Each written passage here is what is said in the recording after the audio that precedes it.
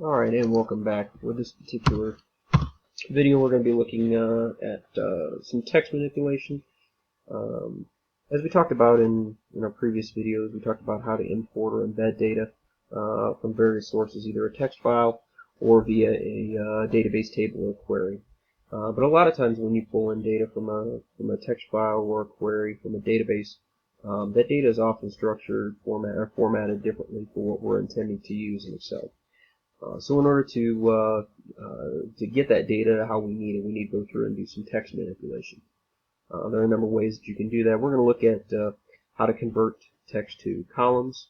And then we're also going to look at some various functions that you can use to manipulate text, to change the case of the text, and also how to do some kind of search and replace or find and replace that you're familiar with and using some of the other Microsoft applications. So we're going to be able to, in converting text to columns, we're going to separate text that's stored in one column and break it out into multiple columns so we can better use it. We're also going to look at how to use the concatenate function, which basically joins at least 2 and up to 255 strings into one concatenated or combined string. And then we're also going to look at how to change the case of some of our data from a lower function, which takes however the data is represented, puts it all in lowercase. The upper function does the opposite, takes your information, puts it to uppercase. Then we're going to look at the proper function, which basically takes the first letter of each word in the text string and capitalizes it, very similar to how we see our first, last names and any other proper nouns referenced.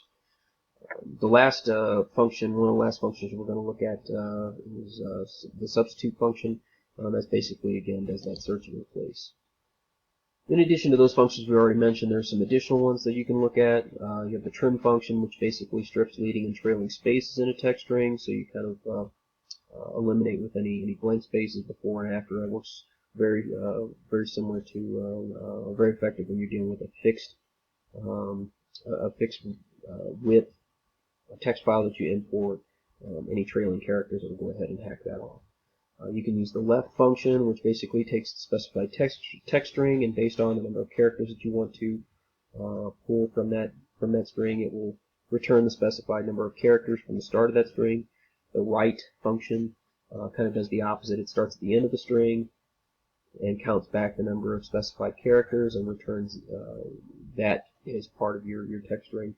And then you have the mid function, which basically you take the text string, you identify what character you want to start at in that particular text string, and then you specify the number of characters from that starting point. It basically snips that subsection of the text string out and returns that. So again, there's another method that you can use to kind of modify your text. And then we have the flash fill, and that's just a feature within Excel that basically takes a pattern based off of how the data is being pulled from a particular column or columns. It identifies a pattern, and then using that flash fill, you can kind of apply that pattern, and we'll show that here in a minute. So let's go ahead and go over to our workbook. I've got a blank sheet. I've got a second sheet called text manipulation, but in this particular instance, I want to open up our fixed text file. You see I've got the information selected here. I'm going to do a simple copy, and I'm going to paste it in cell A1. And you'll notice as I kind of expand this, I've got my data all in specific rows. But my problem is I have all this information in one column, and I want to try and parse this out. So I'm going to select my rows, my columns, my data that I want to parse out. I'm going to go to the Data tab, and I'm going to click the Text to Columns. And this particular functionality opens up again, very similar to what we saw in the Import Wizard. It's going to open up a Text to Columns wizard.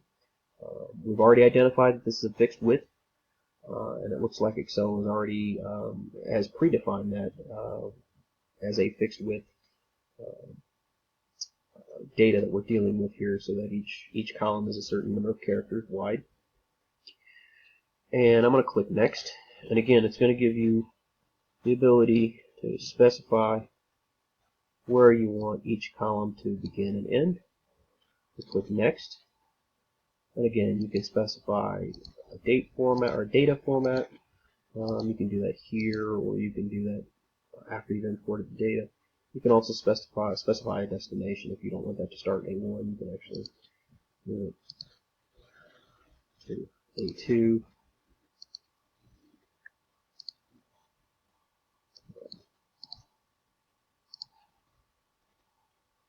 And what you can do is then it will, once you select all your information, go through and do your width specification. You go ahead and click Finish, and you'll notice then it takes the last name, the position, it takes the commission rate that we have here, and it parses that out into each specific column. So very similar to the data import. Again, if you copy and paste it in there, and you look at it and say, oh man, everything's in one column, the text to columns functionality gives you the ability to kind of parse that out. Okay. So once you have your data parsed out as you need to, we're going to look at some ways to kind of manipulate the data. And the ways to manipulate the data, we can use a number of functions that I mentioned. In this particular reference here, or in this column, I want to change the reference of my data, or the appearance of my data, to reflect last name, comma, first name. So I'm going to use the concatenate function. And I'm going to concatenate B2. I'm going to put in quotation marks. Since I'm putting a comma in, I'm putting in quotation mark, comma, I'm going to put a space in there, and then I'm going to concatenate A2 along with it.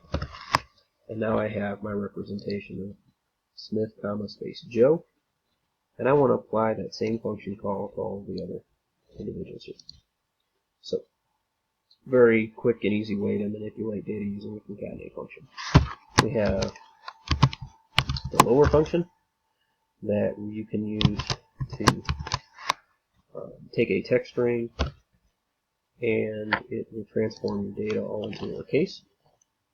You can apply that across all of your information there. If you want to take your data and put it all to uppercase, you use the upper function. And again, that takes your text string, sets all characters to uppercase. We have the proper function. So if you know it's a person's name or a city and the information is not structured properly, again, you can go ahead and specify using the proper function to take this lowercase text string and use the proper function to essentially put the first character of each word in uppercase. The last function that we're going to look at is called the substitute function. This basically is kind of a, for lack of a better term, it's going to be the find and replace function. So in the syntax for this, you're going to specify what your text that you're going to be dealing with. So I'm going to use column D2. The second argument of the syntax is going to require the old text. So I want to replace my comma space. That's going to be the old text. That's what I'm going to find. This is what I'm going to replace. I'm going to replace it with an underscore and the instance number. So this is an optional argument in the syntax. If you specify an instance number, it will then, whatever instance number you indicate, it will take that instance only and do the find and replace. If you want it to go ahead and apply to all of them, which in this case I do, you just leave that argument out. Do not specify that. And now I have Smith underscore Joe that's replaced Smith, comma, space Joe in this particular instance. And again, you can apply that across all of them. So those are just an example of 5 quick functions that you can use to manipulate the data. The flash fill is another neat feature in Excel. That essentially what you can do is just say we want to take the last name and the comma, and we want to go ahead and So if you see here, we've got a flash fill, and you go select the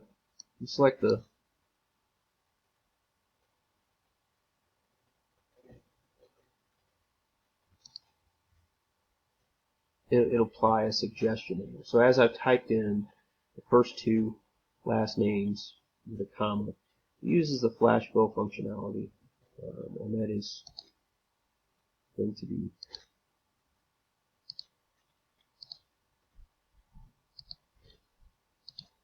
that's under our data. We have flash fill, and I didn't have enough here, so if I take the next two, I typed in the first two, just say flash fill, and again, it's going to you're going to apply this this suggestion of that it's accepted because I wanted Smith, comma, as part of the flash fill, and it's going to then apply that across the rest of my data here. So again, it's just another neat feature where it identifies a pattern and how you're extracting the data, and you can use a function to do that. If I wanted just to take the trim function or the left function, and I wanted to take a specific subset of data from a particular column, you could use that flash fill to kind of identify the pattern there and just capture the information in that respect. So again, I encourage you to kind of play around, test some of the other, just look at how to use some of the other functions to manipulate text so you're familiar with it, how those are being used.